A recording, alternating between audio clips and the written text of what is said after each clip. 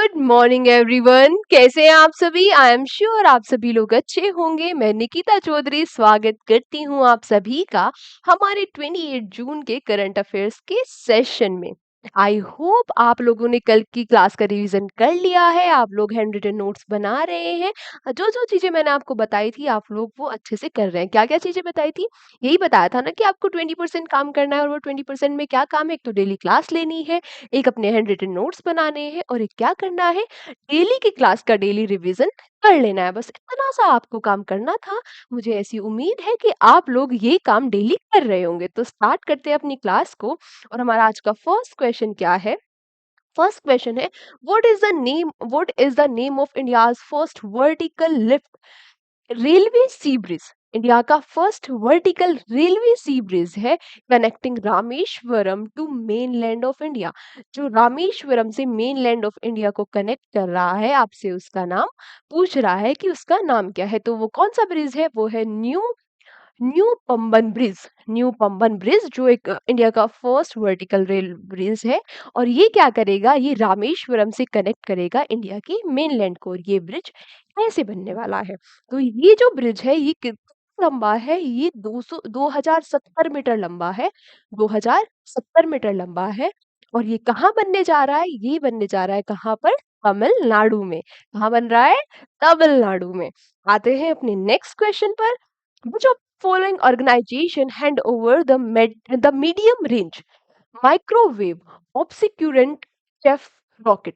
MRMOCR। ये जो MRMOCR है टू इंडियन नेवी, अभी हाल ही में किस ऑर्गेनाइजेशन ने MRMOCR, जो कि एक क्या है, जो कि एक रॉकेट है, इसको भी हाल ही में इंडियन नेवी को हैंड ओवर कर दिया है? तो ये किसने किया है कारनामा? ये कौन है? कुछ आया समझ? किसने किया है? हमारे डीआरडीओ ने। किसने किया है? डीआरडीओ ने किया है। अब डीआरडीओ के बारे में अगर हम बात करें तो ये डीआरडीओ की किस लैब में बनाया गया है? तो ये डीआरडीओ की जोधपुर लैब में बनाया गया है। कहाँ पर बनाया गया है? जोधपुर में। डीआरडीओ के अगर बारे में हम बात करें तो डीआरडीओ क्या होता है? Defence research and development organization. Defence research and development organization कब फॉर्म हुई थी? ये 1958 में ये फॉर्म हुई थी। इसमें टोटल कितनी लैब है? टोटल लैब है 46। हेडक्वार्टर्स कहाँ है? हेडक्वार्टर्स है न्यू दिल्ली में। आज के लिए आपका क्वेश्चन फॉर यू क्या होने वाला है? क्वेश्चन फॉर यू बहुत इजी होने वाला है, हमने बहुत बार इसको कवर कर लिया है। क्वेश्चन फॉर यू,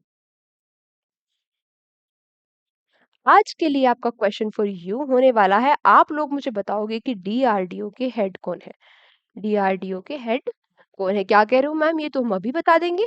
हाँ बिल्कुल, बहुत अच्छे बच्चे हो आप तो आपको क्या बताना है आज के लिए? क्वेश्चन फॉर यू रहने वाला है। ये आपको क्या बताना है? कमेंट सेक्शन में आपको इसका आंसर करना है कि डीआरडीओ के हेड कौन है। ठीक है, आगे इतना बात समझ में कि ये जो MRMCOR है, ये किसको हैंड ओवर की गई है? अभी इंडिया, हमारी इंडियन नेवी को किसके द्वारा की गई है? डीआरडीओ के द्वारा की गई है।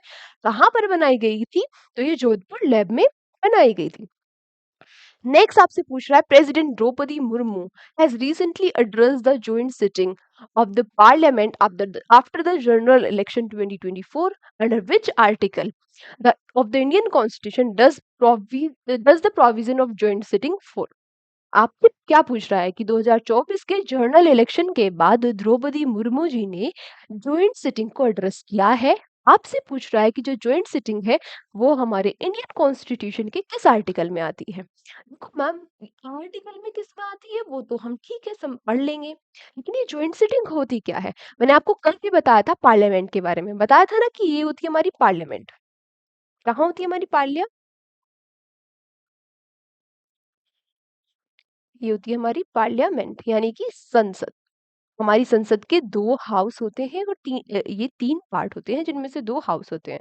एक तो होता है राज्यसभा, लोकसभा, और एक होते हैं हमारे प्रेसिडेंट, यानी कि हमारे राष्ट्रपति जी। तो देखो, जनरली जो जॉइंट सिटिंग है वो क्यों बुलाई जाती है? वो इसलिए बुलाई जाती है जनरली, के इसीलिए मेजर रीजन है जॉइंट सिटिंग का कि देखो इस हाउस में कोई बिल भेजा गया, राज्यसभा में कोई राज्यसभा में कोई बिल भेजा गया, वहाँ से उनकी सहमति नहीं बनी, लोकसभा में भेजा गया, नहीं सहमति बनी, मतलब इनका आपस में कोऑर्डिनेशन नहीं हो पा रहा है। इन्होंने पास कर दिया, ये पास ही नहीं कर पा रहे हैं, इन्हें कोई इश्यू लग रहा है। देखो वो एक प्रॉपर एक स्ट्रक्चर होता है कि कितनी बार भेज सकते हैं, कैसे वो रिप्लाई करेंगे, ये भी बिल टू बिल वैरी करता है। जैसे मनी बिल के लिए अलग प्रोविज़न होंगे, नॉर्मल बिल के लिए अलग प्रोविज़न होंगे।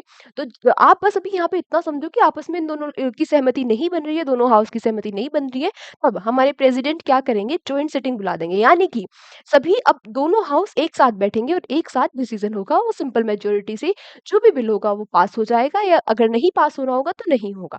तो तब किया जाता है कि दोनों हाउस को एक साथ बुला लिया जाता है, एक साथ बैठा दिया जाता है एक कमरे में। अभी तो अलग-अलग कमरे हैं ना, लोकसभा का अलग है, राज्यसभा का अलग है। इन दोनों को उठाकर एक साथ बुला लिया जाता है, एक ही कमरे में बैठा लिया जाता है। एक कमरे में बैठा लिया जाता है, किसके द्वारा बुलाया जाता है? तो ये जो बुलाई जाती है जॉइंट सिटिंग, जो जॉइंट सिटिंग होती है, ये बुलाई किसके द्वारा जाती है?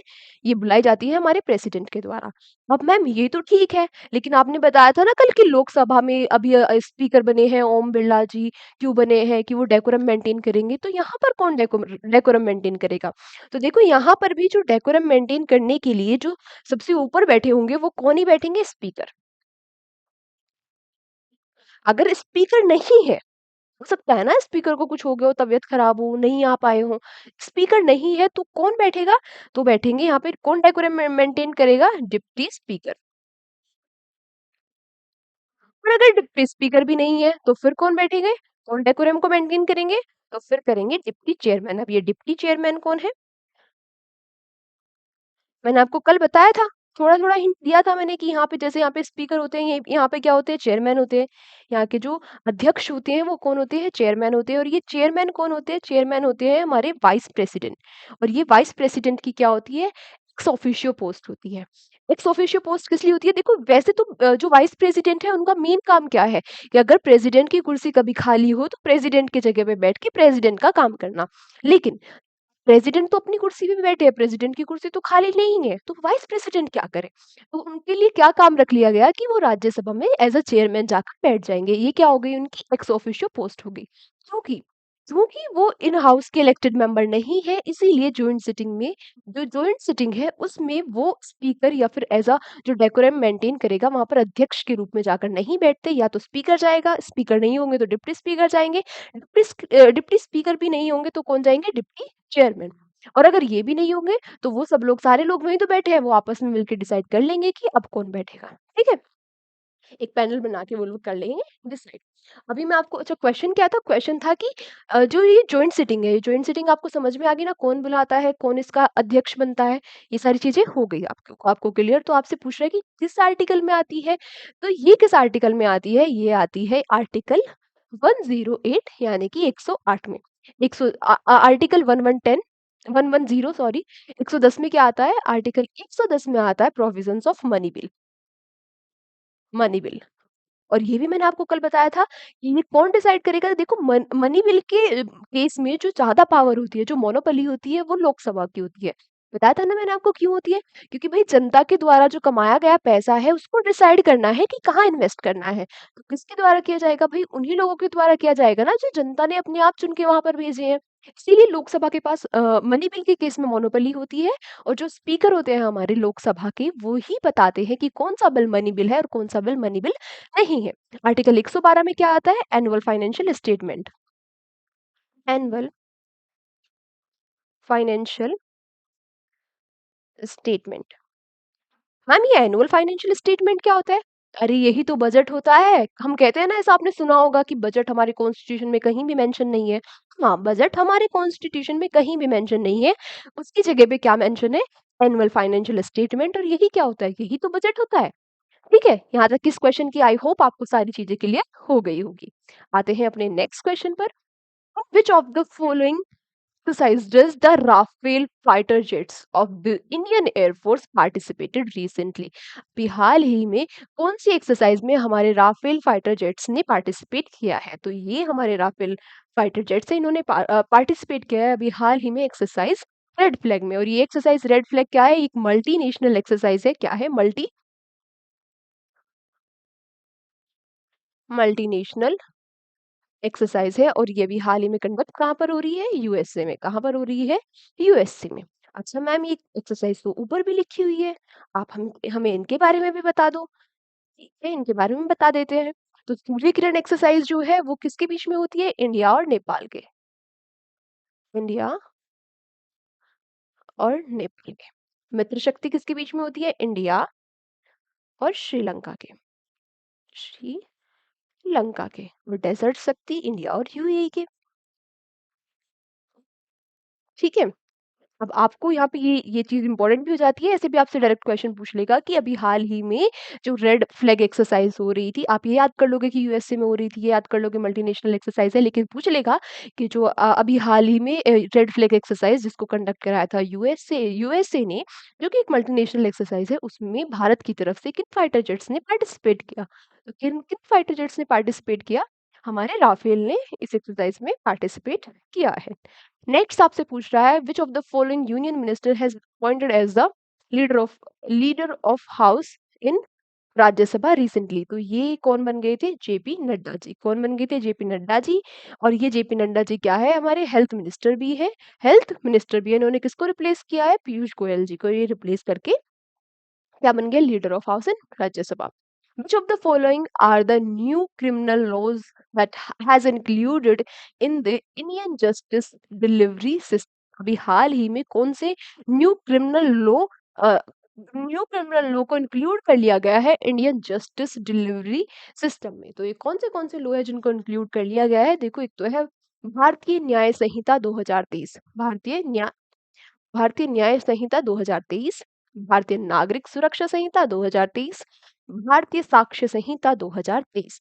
इन सभी को क्या कर लिया गया है? इंक्लूड कर लिया गया है इंडियन जस्टिस डिलीवरी सिस्टम में। अच्छा इनका जो मेन फंक्शन होने वाला है, ये लोग क्या मतलब ये जो लोग बोल रहे हो, ये जो लो है, ये क्या इंश्योर करेंगे? क्या क्या एश्योरिटी देंगे? तो ये तीन लो जो इंक्लूड करे गए हैं, एक तो सबसे पहली चीज हमारी जो हमारा लो प्रोसेस है, जो सबसे उसमें आप कह लो खराबी चीज कह लो आप, है वो क्या है कि बहुत टाइम टेकिंग प्रोसेस होता है। तो ये जो तीन नए लो इंक्लूड किए गए हैं, ये क्या होने वाले हैं? ये टाइम बाउंड प्रोसेस होने वाला है इनमें। क्या होने वाला है? टाइम बाउंड प्रोसेस होने वाला है। इसमें जो जजमेंट होगा वो विद इन 45 डेज आ जाएगा after the completion of trial. Trial की कंप्लीट होते ही जो फाइनल रिजल्ट होगा, जो फाइनल जजमेंट होगा, वो 45 डेज के अंदर आ जाएगा। दूसरा, जब जब भी कोई चार्ज फ्रेम किया जाएगा वो with in 60 days of first hearing. जब फर्स्ट हियरिंग होगी उसके 60 दिन के बाद, 60 दिन के अंदर ही क्या कर लिया जाएगा? जो चार्ज होगा कि इन पे क्या चार्ज लगने वाला है, उस चार्ज को फ्रेम कर लिया जाएगा और 45 दिन के अंदर क्या हो जाएगा? जो फाइनल जजमेंट है वो आ जाएगा। तो ये तीन लॉ अभी इंक्लूड किए गए हैं और इनकी जो बहुत ही अच्छी बात है वो ये है कि ये एक टाइम बाउंड प्रोसेस होने वाला है। नेक्स्ट क्वेश्चन आपसे पूछ रहा है prime minister Narendra Modi has paid tribute to Nandi Prabhu Kampegoda on his birth anniversary recently. In which of the following city is the airport in his name located? तो अभी आपने सुना होगा ना Kempegowda airport, Kempegowda international airport. ये जो एयरपोर्ट है ये थर्ड बिजिएस्ट एयरपोर्ट है, थर्ड बिजिएस्ट एयरपोर्ट है इंडिया का,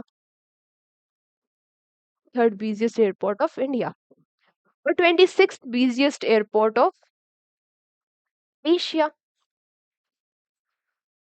third busiest airport of India है, ये 26th बिजिएस्ट एयरपोर्ट है कहाँ का? सॉरी, एशिया का।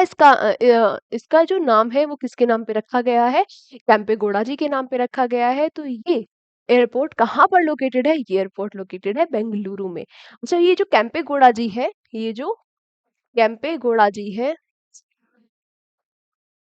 ये जो कैंपेगौड़ा जी है, इन्होंने इन्होंने ही 16th सेंचुरी में, इन्होंने ही 16th सेंचुरी में बेंगलुरु को बसाया था। बेंगलुरु को किसने बसाया था? कैंपेगौड़ा जी ने ही बसाया था 16th सेंचुरी में। और ये विजयनगर एम्पायर, विजयनगर एम्पायर, ये विजयनगर एम्पायर के अंडर क्या हुआ करते थे? गवर्नर हुआ करते थे केम्पेगौड़ा जी, और इन्होंने चूंकि बेंगलुरु सिटी को बसाया था 16th सेंचुरी में, तो इन्हीं के नाम पर बेंगलुरु के जो एयरपोर्ट है, इंटरनेशनल एयरपोर्ट है, बहुत ही सुंदर है, तो उस एयरपोर्ट का नाम रखा गया केम्पेगौड़ा जी के नाम पे। क्यों? क्योंकि इन्होंने ही 16th सेंचुरी में बेंगलुरु को बसाया था। मैंने आपको बताया ना कि फर्स्ट, ये थर्ड बिजिएस्ट एयरपोर्ट है इंडिया का। आपके दिमाग में घंटी तो बजी होगी, आप सोच होंगे कि फर्स्ट बिजिएस्ट एयरपोर्ट कौन सा है। तो दिल्ली और मुंबई के बाद, दिल्ली और मुंबई, फर्स्ट दिल्ली मुंबई, उनके बाद थर्ड बिजिएस्ट एयरपोर्ट क्या है? बेंगलुरु का केम्पेगौड़ा इंटरनेशनल एयरपोर्ट। ठीक है, आते हैं अपने नेक्स्ट क्वेश्चन पर। In which of the following city was the Udyami Bharat program on the occasion of international MSME day 2024 was organised? अभी उद्यमी भारत प्रोग्राम एमएसएमई का एमएसएमई की इंटरनेशनल एमएसएमई डे के उपलक्ष्य में जो उद्यमी भारत प्रोग्राम है, आपसे पूछ रहा है कि वो कहाँ पर ऑर्गेनाइज कराया गया। तो कहाँ पर कराया गया? ये करा गया न्यू दिल्ली में। कहाँ पर कराया गया? न्यू दिल्ली में। नेक्स्ट आपसे पूछ रहा है, who has been recognised as the leader of the opposition in the Lok Sabha by the Lok Sabha speaker Om Birla? Om Birla ji के द्वारा किसको leader of opposition in Lok Sabha बना दिया गया? ये एक कैबिनेट मिनिस्टर के लेवल की पोस्ट होती है, मिनिस्टर ऑफ अपोजिशन की। तो ये कौन बन गए हैं? तो ये बन गए हमारे राहुल गांधी जी। और हमारी 18th लोकसभा के स्पीकर कौन है? 18th लोकसभा के स्पीकर है ओम बिरला जी। और 17th लोकसभा के स्पीकर भी कौन थे? ओम बिरला जी ही थे। और अभी हाल ही में जो लीडर ऑफ अपोजिशन है, ये कौन बन गए हैं? ये बन गए हैं राहुल गांधी जी। ये कॉन्स्टिट्यूशनल पोस्ट होती है, यानी कि एक संवैधानिक पोस्ट होती है। और इस ये फर्स्ट टाइम जब रिकॉग्नाइज करी गई थी, कब की गई थी? फर्स्ट टाइम 1977 में इसको फर्स्ट टाइम रिकॉग्नाइज किया गया था। और मैंने आपको बताया ना, ये इक्विवेलेंट होती है कैबिनेट मिनिस्टर की पोस्ट के। कैबिनेट जो मिनिस्टर अभी बनाए गए हैं, उनकी पोस्ट के इक्विवेलेंट होती है ये leader of opposition in Lok Sabha. ठीक है, और ये कौन बन गए हैं? ये बन गए हैं Rahul Gandhi ji. Which of the following country has become the 100th member of the international solar alliance? International solar alliance की 100th मेंबर कौन सी कंट्री बन गई है? तो ये बन गई है कौन सी कंट्री? पैराग्वे। कौन सी? पैराग्वे। अब जो ये इंटरनेशनल सोलर अलायंस है, ये कब बनाया गया था? ये बना था 30 नवंबर 2015 को। हेडक्वार्टर्स कहाँ है? हमारे इंडिया के हरियाणा के गुरुग्राम में इसकी क्या है? हेडक्वार्टर है। इसकी ऑफिशियल लैंग्वेज क्या है? फ्रेंच और इंग्लिश। इसका मेन ऑब्जेक्टिव क्या है? मेन ऑब्जेक्टिव है bring together the Nations for clean and sustainable energy. Clean और सस्टेनेबल एनर्जी के लिए सभी देशों को साथ लाना इसका क्या है? इसका मेन ऑब्जेक्टिव है। और यहाँ के डायरेक्टर जनरल है अजय माथुर जी। कौन है? अजय माथुर जी। और अभी 100th नेशन इसमें कौन ऐड हो गया है? पराग्वे इसमें as a 100th nation add हो गया है। आज की क्लास बस यहीं तक नहीं है, अभी कुछ वन लाइनर क्वेश्चंस भी है। इस वीक में मेरी एक एक क्लास में नहीं ले पाई थी, और एक क्लास को हमने 2 मिनट की लिया था। तो वो थोड़ा सी चीजें थी जो क्वेश्चंस थे वो कुछ रह गए थे, उनको कवर अप ऐसे वन लाइनर लाके कर लेंगे। आपको वो टेंशन नहीं लेनी है। कुछ बच्चे मतलब कुछ बच्चे इतने परेशान हो गए। देखो भाई, चीज़ें होती है जो इम्पोर्टेंट होती है, जो इमरजेंसी में हमको करनी ही पड़ती है ना। कुछ काम होते हैं जो बहुत ही ज़रूरी होते हैं, वो करने ही पड़ते हैं। And I try my best कि आप लोगों को मैं जो चीज़ें हैं वो प्रोवाइड करा सकूँ, क्लास आपकी ना मिस हो। लेकिन एक दिन वो मतलब बहुत ही ऐसा कुछ हो गया कि हम ट्राई कर रहे थे कि हम पहुँच जाएँ, लेकिन हम नहीं पहुँच पाए। अब इसमें हम उड़ के तो ऐसे आ नहीं जाते अपने पंख लगा के, तो थोड़ी-सी चीज़ें हो गई थी। और मैंने आप लोगों को बताया भी, लेकिन कुछ बुद्धिजीवी ऐसे होते हैं कि उनको उसी दिन की उसी क्लास में सब कुछ पढ़ना होता है।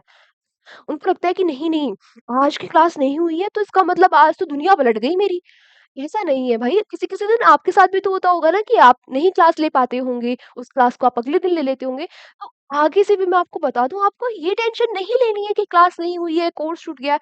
वो पूरा कराने की ज़िम्मेदारी मेरी है, मैं कैसे भी आपको पूरा कराऊँ, है ना? मैं एक्स्ट्रा पढ़ा के पूरा कराऊँ या एक्स्ट्रा अगली क्लास में कवर करा के पूरा कराऊँ या संडे के सेशन में पूरा कराऊँ, आपको टेंशन क्या लेनी है जो मैंने 20% बातें बताई है। वैसे बहुत सारे बच्चे बहुत अच्छे भी हैं जिनको बहुत अच्छा लगा, बहुत पॉजिटिव रिस्पॉन्स रहा उनका। वो होते हैं कुछ-कुछ 1-2 बुद्धिजीवी, वो हर जगह पाए जाते हैं। बाकी सब बच्चे बहुत ही प्यारे हैं हमारी क्लास में, हमारे एग्ज़ाम जर्नी परिवार पर। मुझे बहुत अच्छा लगता है, मतलब जब एक अगर एक नेगेटिव चीज़ आई है तो उसके ऊपर से 10 पॉजिटिव आ जाती है। अच्छा लगता है कि हमने एक अच्छा परिवार बनाया है। तो इस परिवार में जो थोड़ा-सा इस परिवार के लिए एक दिन एफर्ट्स नहीं हो पाए थे, उनको पूरा करने की ज़िम्मेदारी तो हमारी ही है। तो उनको पूरा करते हैं और इसलिए आज हम लेके आए हैं वन लाइनर्स क्वेश्चन्स, जिससे कि इस वीक के जो भी क्वेश्चन हैं वो सारे के सारे हम पूरे कर लें। आपको बस कितना करना है, जो वो 20% काम मैंने आपको शुरू में बताया था, आपको बस उतना करना है, बाकी आप मेरे पे छोड़ दो कि कैसे कराना है, ठीक है? तो आज की वन लाइनर क्वेश्चंस देख लेते हैं। Current rank of India in deep tech startup globally, तो इसमें डीप टेक स्टार्टअप ग्लोबली में इंडिया की थर्ड रैंक आई है। Spaceship in which Indian origin astronaut, Sunita Williams, हमने पढ़ा था ना कि ये स्पेस में जा रही है एक बार फिर से। इनके जो इनका जो स्पेस क्राफ्ट है उसमें 5 जून को एक टेक्निकल ग्लिच देखा गया। तो आपसे पूछ सकता है ना, अभी काफी न्यूज में हो गया ये जो स्पेस क्राफ्ट है, तो आपसे पूछने के बहुत ज्यादा चांसेस बन जाते हैं कि ये जो स्पेस क्राफ्ट है इसका नाम क्या है। तो इसका नाम क्या है? Boeing Starliner. तो ये नाम काफी इंपॉर्टेंट हो जाता है क्योंकि पिछले कुछ दिनों से ये लगातार चर्चाओं में है। प्रेसिडेंट ऑफ बोल्विया, बोल्विया के प्रेसिडेंट कौन बन गए हैं? ये लुइस आर्के, ये बन गए हैं बोल्विया के प्रेसिडेंट। नेक्स्ट आपसे पूछ रहा है number of people who casted their vote in Lok Sabha general election. अरे ये तो हमने पूरा प्रॉपर क्वेश्चन पढ़ा था कि 24 मिलियंस, यहाँ हमने पढ़ा था 64.2 करोड़ जो पीपल है, उन्होंने, सेम ही बात हुई ना, उन्होंने क्या कर दिया, रिकॉर्ड क्रिएट कर दिया है, हिस्ट्री बना दी है। इतने सारे लोगों ने, पहली बार ऐसे कोई इलेक्शन हुए हैं जिनमें इतने लोगों ने वोट दिया है। हमने सब कुछ पढ़ा था, यहाँ पे आपको इंदौर भी याद आ रहा होगा, जहाँ पे नोटा ने हिस्ट्री बना दी थी लगभग 2 लाख वोट लाकर, है ना? आपने यहाँ पे ये भी आपको पता होगा कि लगभग 96 जो करोड़ पीपल थे वो एलिजिबल थे वोटिंग के लिए, और उनमें से 64.2 करोड़ पीपल ने वोट दिया था। ठीक है? नेक्स्ट आपसे पूछ रहा है 25th anniversary of the Kargil, Kargil दिवस की 25th एनिवर्सरी हम कब सेलिब्रेट करते हैं? 26 जुलाई को। महंत थे जो काशी विश्वनाथ टेम्पल के, वो अभी उनका भी देहांत हो गया है। तो आपसे पूछ रहा है वो कौन थे? तो डॉक्टर डॉक्टर कुलपति तिवारी जी थे, जो महंत थे काशी विश्वनाथ के। उनका भी हाल ही में क्या हो गया है? देहांत हो गया है। शाला परशोत्सव, ये जो शाला पुरुषोत्सव है ये किसके द्वारा भी लॉन्च किया गया? ये लॉन्च किया गया भूपेंद्र पटेल जी के द्वारा। और ये भूपेंद्र पटेल जी सीएम है कहाँ के? गुजरात के। अमाउंट अप्रूव्ड अंडर द स्वच्छ Bharat mission urban, Bharat mission urban में कितना अमाउंट अप्रूव किया है अभी हाल ही में, बूस्ट करने के लिए स्वच्छ इंफ्रास्ट्रक्चर इन वेस्ट बंगाल। वेस्ट बंगाल में स्वच्छ इंफ्रास्ट्रक्चर को बूस्ट करने के लिए अभी हाल ही में स्वच्छ भारत अर्बन मिशन में कितना अमाउंट जो है वो अप्रूव किया गया है? तो ये कितना किया गया है? 860.35 करोड़, 860.35 करोड़। अभी ये जो अमाउंट है ये क्या किया गया? अप्रूव किया गया। तो thank you so much everyone हमारे साथ सेशन में एंड तक बने रहने के लिए। आखिरी में आप सभी लोगों के लिए एक लाइन, और वो लाइन क्या है? Every accomplishment start with the decision to try. Every accomplishment start with a decision to try. आप जो कुछ भी जिंदगी में हासिल करते हो, जो कुछ भी जिंदगी में हासिल करते हो, जो कुछ भी पाते हो, वो सिर्फ एक आपका डिसीजन होता है कि किसी काम को आपने सोच लिया है और आपने कहा है कि भाई मुझे प्लीज मुझे ट्राई करना है। मैं इसमें फेल हूँ या पास हूँ वो तो अलग बात है, मुझे ट्राई करना है। एक बहुत ही अच्छी लाइन है और जो मुझे बहुत पसंद है। पर्सनली मतलब मुझे, मैं कुछ भी काम करती हूँ तो मुझे ये लाइन हमेशा याद आती है कि क्यों डरे ज़िंदगी में क्या होगा, कुछ ना होगा तो तजुर्बा होगा। तो प्लीज़ ट्राई करो, आप जो भी करना चाहते हो एटलीस्ट ट्राई करो। आज की क्लास को हम यहीं तक रखेंगे और आखिरी में आप सभी लोगों के लिए बस यही 2-4 बातें जो मैं डेली बताती हूँ कि अपना ध्यान रखो, अपनी हेल्थ का ध्यान रखो जो कि बहुत ज़रूरी है। उसके साथ-साथ क्या करना है? अपने बड़ों को सम्मान दो, अपने छोटों से प्यार करो। जय हिंद, जय भारत।